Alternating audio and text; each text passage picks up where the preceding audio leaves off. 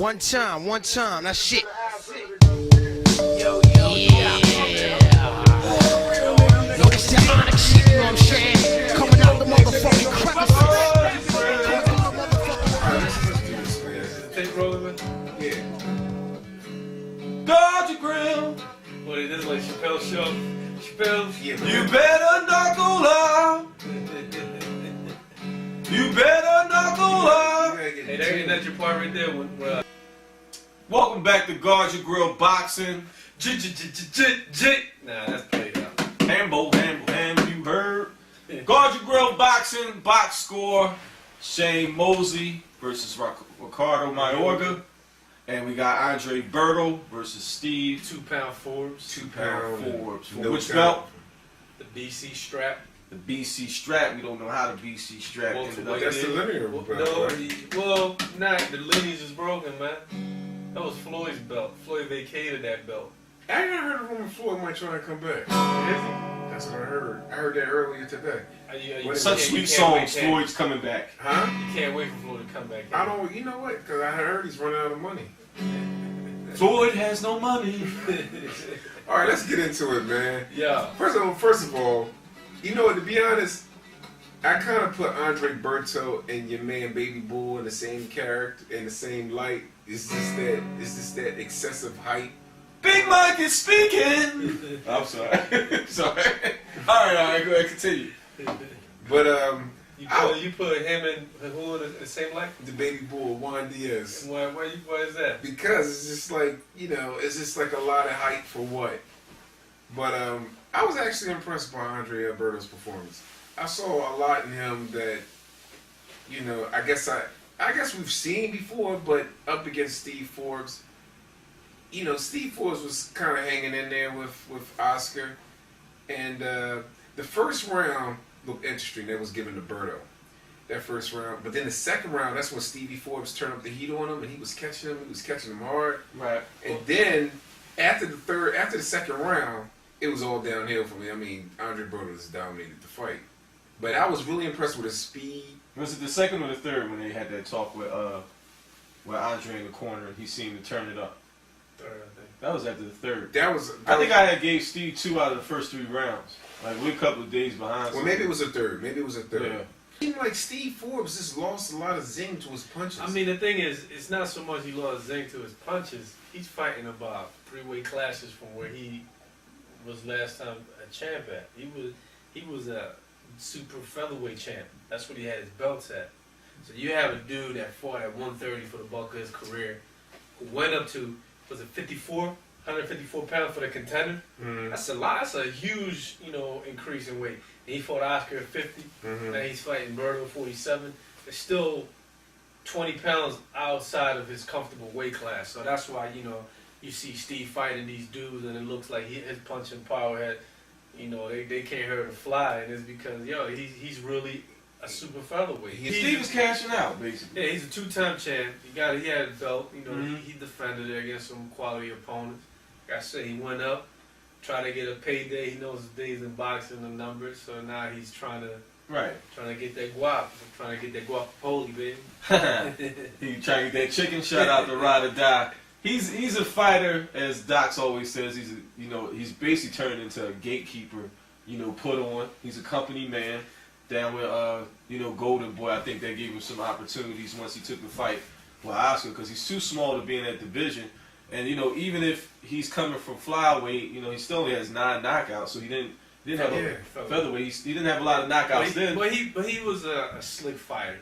Fighter. He was a fighter that relied on defense, making you miss a lot. Scoring. That's typical. This is not a bash for Steve Forbes, because we're just setting it up to tell you what type of fighter did they put Andre Berto in a ring with. True. Berto is a young lion. Like, I have my issues with him that I will get into a little later on. I love his story. I love him as a person. I love him against certain individuals, but I think he's going to have problems against other people. We'll get into that later on. But Berto basically just outworked him. A lot of punches early on wasn't landing, that the crowd was assuming they was landing. They was getting blocked. I think getting blocked. Yeah, I think Steve is a slicker guy, but eventually the age and the fact that that Berto knew he couldn't get hurt from him. He just kept punches coming, kept outworking him, just kept outworking him. See, but the thing is, like, everybody talk about Berto's strength and speed. I don't know about strength. I don't know about strength. Talk about Like speed. Right. Somebody was talking. They talk about his power too. Power. There's a little some over sensationalism going on with HBO. It's one thing. Yeah, just like A they great did for friend, Diaz. a great friend from Detroit, Manny Stewart, said, he was like, and I agree with that. One of the few times I agree with what Emmanuel says lately. He said, whenever you put he's not a big fan of speed punches because you get so caught up in throwing flurries that none of those punches land cleanly. He was in there with a fight. Steve was game, but he really wasn't offensive minded. He was in there more so trying to go 12 rounds with Berto. Against somebody, well, I don't want to jump ahead, but against some of the bigger welterweights, Right. Well, they already make him pay.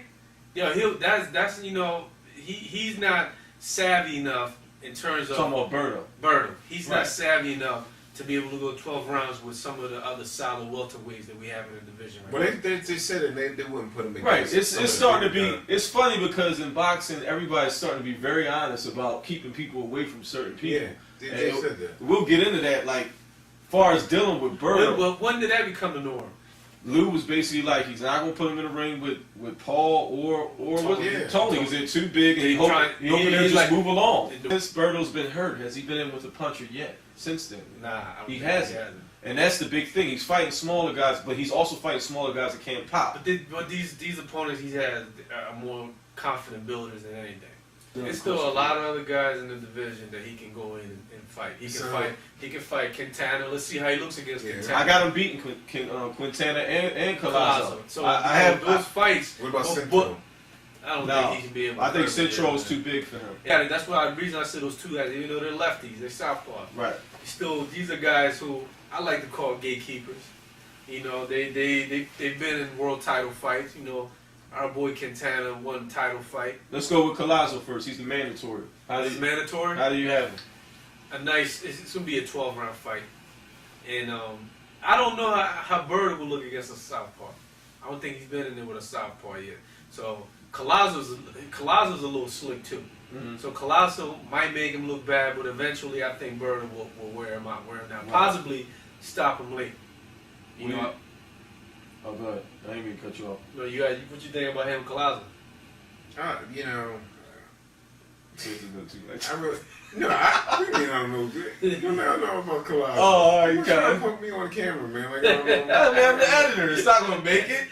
Keep that.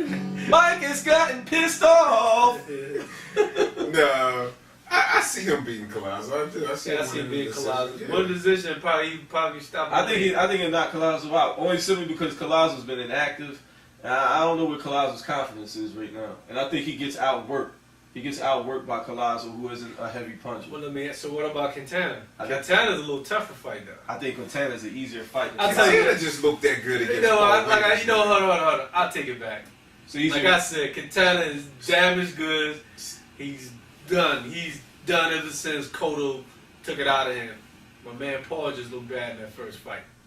the pressure for Berto. That's a good fight for him. I just think it's a walk down fight, just like Cotto, and it ain't the fact that it's just too much pressure. I think Berto eventually gets him out of there, and the fact that he's been knocked out in the first round. Hey, Well, you know, you forget another guy. You forgetting Josh Clotty. We They don't want him in there with They're not Josh fighting Clotty. Josh. Yeah, we see, and that's the thing. We can go on and on about How about Zab? prospects.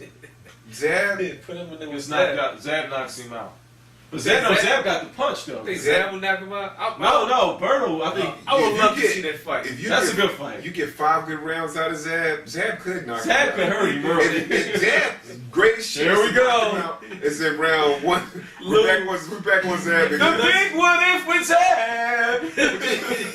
We're back to the Zab can win a title again. Isn't that a shame? Hey, How look, wherever you at, you're trying to find Zab. Zab, that's a good fight. It's exciting You too. know why? Because Zab was such a talented fighter, man. There we go again. I mean, you Shout Where's out to Max- Coltrane? Shout out to Max Kellerman. Where's Coltrane? It takes us to the Shane Mosley. Is one of our favorite fighters. that was a funny fight. Now, rounds 1 through, what was it, 4 or 5? And then that period between round 5 and like round 10, it was like something you want to fall asleep on. Yeah, it did a dead spot. Yeah, the fight hit that dead spot. And what I saw at the dead spot was Shane's age catching up to him. Definitely. But people might get angry with this statement, but I make a parallel between Shane and Mike Tyson are very similar in certain ways.